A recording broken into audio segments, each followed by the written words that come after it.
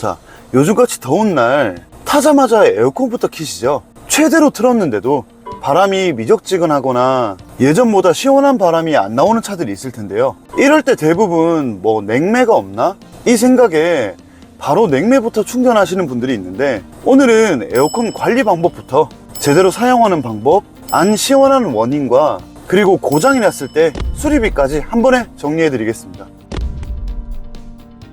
가장 먼저 확인해야 될 건 바로 에어컨 필터입니다. 필터가 너무 오염되면 냉기가 아예 만들어지지 않는 게 아니라 공기가 제대로 통과하지 못할 거고, 그러면 풍량이 약해질 수 있습니다. 이제 그러면 운전자 입장에서는 예전보다 에어컨이 안 시원한데? 라고 할 수 있죠. 특히 먼지가 많은 곳을 자주 다니시거나 필터 교체한 지 오래되셨다면 이거부터 먼저 확인하시는 게 맞습니다.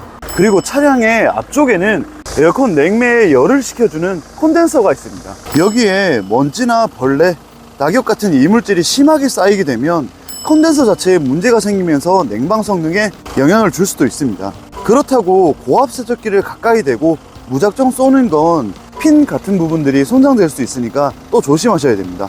그리고 차량에 에어컨을 켰는데 시큼한 냄새가 난다거나 좀 쾌쾌한 냄새가 난다면 이건 냉매와는 다른 문제일 수 있습니다. 필터뿐만이 아니라 에바 쪽 오염이나 습기도 같이 확인하시는 걸 추천드립니다.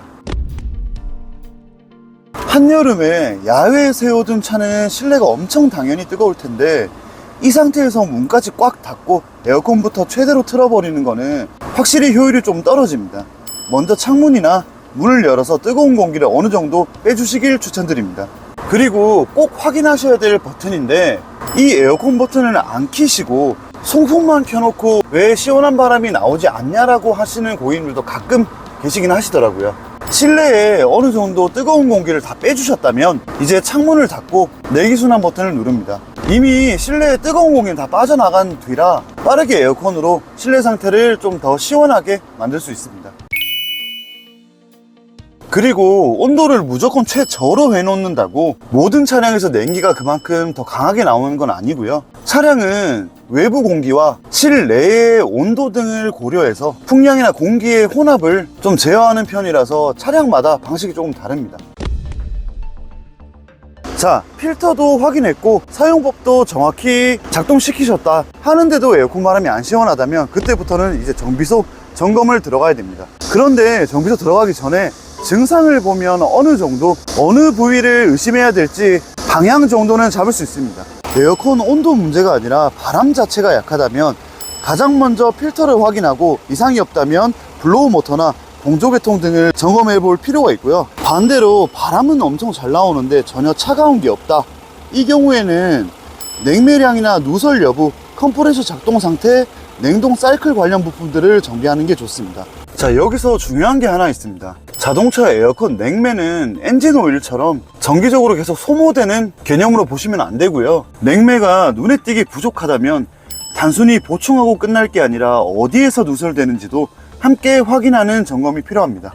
간혹 이런 증상이 있는 분들도 많이 연락을 주시는데요. 주행할 때는 시원한데 신호 대기만 하면 갑자기 에어컨이 약해진다라는 증상입니다. 이런 상황일 때는 콘덴서가 열을 제대로 식혀주는지 아니면 냉각팬이 제대로 작동을 하는지를 점검해 볼 필요가 있습니다. 운전석은 시원한데 조수석은 시원하지 않아요 라고 하시는 분들도 계시는데, 이런 경우는 냉매 문제부터 온도를 조절하는 액추에이터 부품이나 공조 장치까지 여러 가지 원인을 점검해야 합니다.